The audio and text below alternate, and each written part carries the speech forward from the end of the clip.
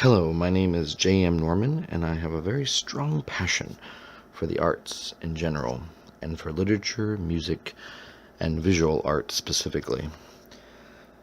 It took me a while to decide on which artist and which work I wanted to talk about first on my YouTube channel, but I've finally chosen Raphael, and one of his first paintings, The Marriage of the Virgin.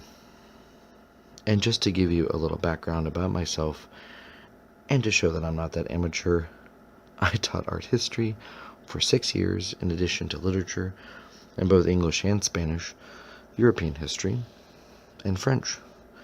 My undergraduate is in French and Spanish literature, history, and culture, and my graduate degree is in English literature and composition. So let's get started.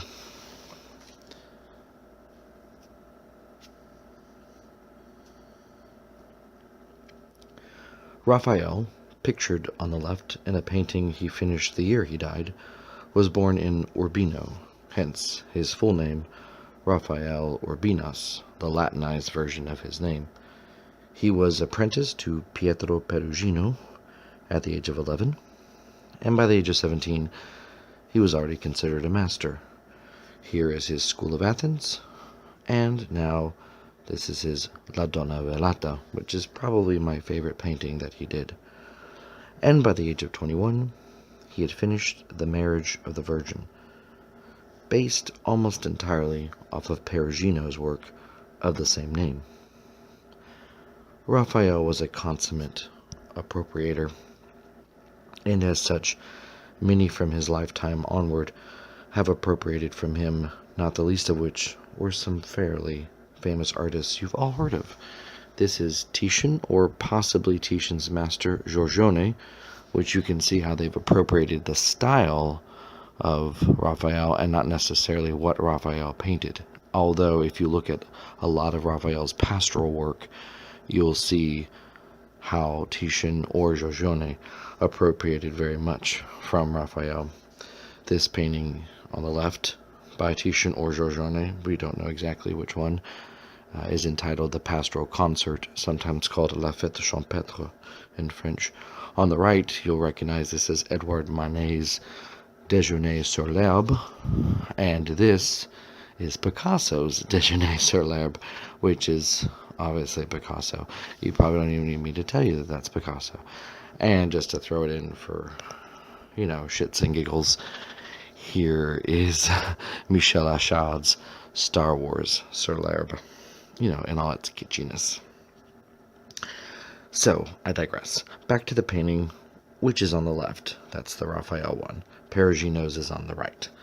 Raphael's has a much looser composition, if you look really closely, and far more depth than his teacher's does. You can see the amount of distance that Raphael created between the church and the background, for example.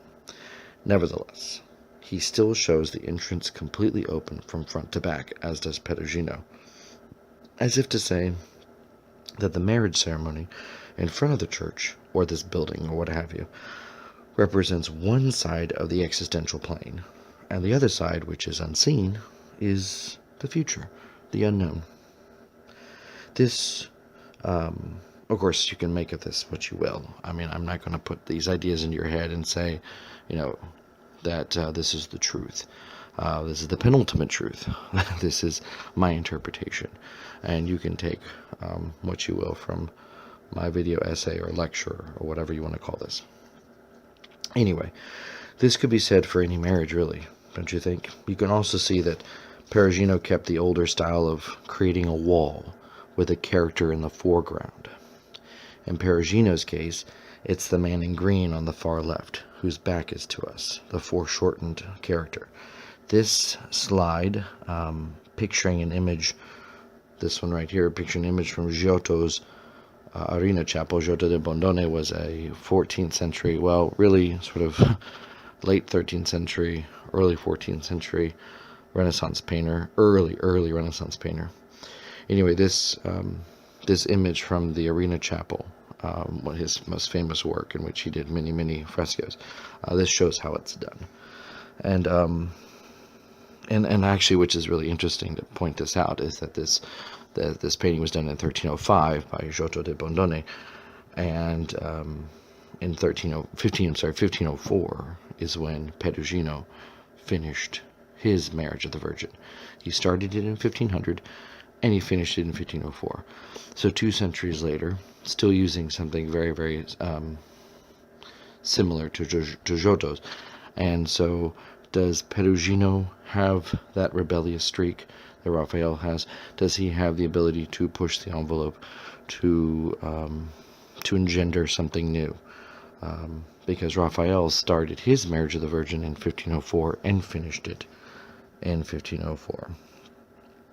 Now, if you're looking more closely, Raphael did not do this, which is what I've already said. And instead, he uses the feet of the 5 people closest to us to create a semicircle, or a crescent, so to speak, not unlike an amphitheater, thus creating a sense of the theatrical in his painting. Perugino's is a flat line, with that one person blocking us out of it. Nevertheless, we are all witnesses to this miraculous union, not simply just passers-by. The 4th wall is broken with Raphael. The connection to God through Jesus is not blocked by some random people we don't know. Is that a stab at the older Catholicism that our artist friend would have disagreed with? Possibly. He was a humanist, and as such believed in a more esoteric Christianity. But alas, we can't know all, and we simply have to look upon his extant work and figure it out for ourselves. Now, I must preface that I was raised Catholic, and I have not practiced in what seems to be eons, and I don't believe at all, to be honest, in the ultimate truth it promises. However, I do believe in the penultimate truth, that all profound things, all unique things, all mundane things can give us something very special. And that being said, the church with a capital C is rife with symbolism, and like that old adage, you can't take the pawn out of the frog. But I digress again. So back to the painting at hand. Red and blue are the Virgin's colors, and Raphael has not rebelled in that sense, and nor has he rebelled in the frontal composition. There are 4 female attendants on the left, and there are 4 males, on the right. There is a maid or matron of honor using her right elbow to show the moment the painting takes shape. So she's the one kind of blocking us in or blocking us out. However, there's still that open semicircle I was talking about earlier. And on the right side, there's a male suitor trying to bend a rod, which I will get to later. Now, speaking of rebellion, you can see that he has no desire to create balance in the background. There's a single individual underneath the arch on the left, and 2 on the right. But that's his wish. See, they're not equidistant either. Is he already showing signs of the next phase in art after the Renaissance? Mannerism? That's a really, really good question. And I'll get to that later as well. Now, like I said before, that's his wish to do this, to paint in this way.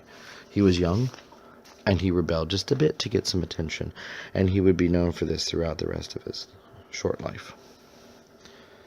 So now you have a close-up of the marriage ceremony with the rabbi's blessing. Raphael based his composition upon a legend that Mary had many suitors, and the one who could make a wooden rod blossom would win her hand in marriage. If you look closely at Joseph's rod, you can see it has blossomed. Is there a neo-Platonist something or other happening here? Is there some symbolism akin to Carl Jung and Joseph Campbell? A sexual symbolism? Some dualism of the composition of nature? Possibly. Again, possibly. Or perhaps the duality of the building itself, which I'll get to in just a bit. But no one can be certain that this was Raphael's intention. It could merely have been his rebellious streak, like I've said before, wanting to add some heathen, non-Christian fairy tale element to his painting. So we have the building in the background. Perugino's on the right is hexagonal and buttressed by 4 apses on the north, south, east, and west, or they could be called foyers, if depending upon how you're looking at it, or even porticos. But Raphael's is decatesseral. Decatesseral. That is to say, it's 14. 7 in the front and 7 in the back. The 7 in the back, which we cannot see, holding the dome up. The number 7 symbolizes perfection or completion. So is his painting doubly complete? Is he saying he's twice the painter his master is? There are also 14 arches with no apses. No apses. That is, there are no foyers or foyers, whatever you have that buttress Perugino's building. So without the apses, it's just circular. It's continual. Completion yet again, because the arches and the vaults which connect them all together, however Gothic vaults may appear to be in this case, the ribbed vaults that you can see holding up the roof, there is that roundedness, that sense of like the wedding ring soon to be on Mary's finger. There is no end and there is no beginning. It's the Alpha and the Omega. The church or building, what have you, is the product of Mary's choice to be the mother of the Savior of the world.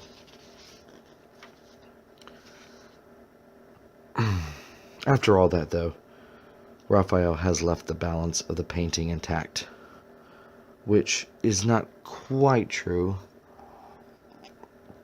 and I'll get to that in just a second after I'm done with this other little bit. The doorway connecting this world to the next, as in Jesus is the pathway to the other side, is still lined up directly with Joseph's hand and the one ring, which is about to be placed on Mary's finger. Joseph, the everyday man, Mary, the everyday woman, connected eternally to the origin of all things. And at the same time, it is a conscious choice we must make if we are to enter into a union as such, or any union for that matter, really, right? Raphael shows that the action is in media res, which is Latin for in the middle of things, and not already having transpired. We are witnessing this firsthand. But then again, as you can see, his teacher did the same thing. But have a look at what's different between the two. Raphael's, on the left, shows the rabbi, or priestly figure, moving his head out of the way, so we can have a straight shot towards the pathway to God. But in Perugino's, the rabbis blocked our path. What's Raphael saying then? Does the human element, the priestly element, distract us? Hinder us? Does any sort of religious authority figure block us from what we seek or what we need? Well, anyway, it's another sign of Raphael's persistent dissension, and of his persistent need to put neo-Platonist or humanist elements in his paintings, even at the young age of 21. So anyway, I'm going back to what we were saying earlier about the whole balance of things. This is really, really fascinating. Mary, look really closely. Mary is closer in, and Joseph is further out. Look at the cropped image on the right. Even though the ring matches up with the doorway, their bodies don't align with the arches or the dome. Joseph, in contrapposto, juts out a little bit more towards the foreground, and Mary extends back, which you can understand more clearly when you look at her right foot that is almost behind her. I like this because not only does it show early signs of mannerism, the style with which will become more popular in the second half of the 16th century, but it also shows that rebellious streak again. And to take matters further, is Raphael saying that Mary, and by extension all women, are closer to God than we are? Joseph being just inches out of the borders and shadows of the church. Well, yes, maybe so. Joseph never converted to Christianity, like Mary did. He died a Hebrew. He was only posthumously awarded sainthood. So, I don't know. Like I said, take some of this with a grain of salt. Now, we have a close-up of Raphael's name on the building. He signed the building, not the ground, and not someone's clothing. Why? The building is stone. I know it's actually paint, it's oil on wood, but it symbolizes the end to ephemerality. And that was Jesus' whole mission, correct? Once again, the Alpha and Omega, except in this case, Raphael's name is right above it, as if to say he's right at the entrance, which will take him to the Gnostic side of Christianity, the apocryphal, the arcane, the highest esotericism there could have been.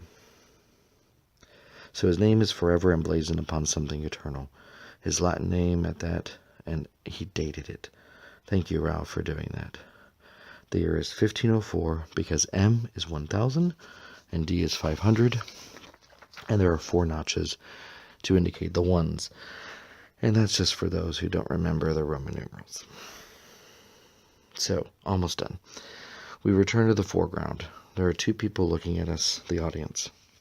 1 woman on the left and 1 woman on the right, who have similar appearances. Look very closely. Is this Raphael giving us the twins, Gemini? The duality of female and male? And if so, the female is the right and the male is the left, as opposed to Perugino's. Looking at this as if it were a stage, which is the opposite placement of Perugino's. Once again, some more symbolism to ponder over. And finally, we arrive at the best man, or what have you. He's really trying his damnedest to get his rod to blossom, isn't he? But he just can't. Sorry there, buddy. Joseph was just meant to be. After all, he was descended from King David. Or, wait a minute, could they not have found any glass, maybe, to break? Considering it's a wedding? And so the rod will have to do? Well, mazel tov then. So that's it, YouTubers. Thank you kindly for watching this video in its entirety. I know it's a bit long, and I can say that my next video may not be as religious as this turned out to be. But if you're studying art history in high school or college, I hope I gave you something to add to your discussion next time you're in class. You can check out my blog for more stuff on art, culture, literature, and music at www.jmnorman.tumblr.com, which will also give you a trove of my own fiction that I posted over the last year or 2, as well as a link to my Amazon authors page. But all that being said, we can get those links, or you can get those links below as well. Please don't forget to like this video, if you liked it, that is, and subscribe for more videos, because I love to make more. And if you have comments, leave something in the comment section below. Thank you, and in the words of Mr. Garrison Keillor, be well, do good work, and keep in touch.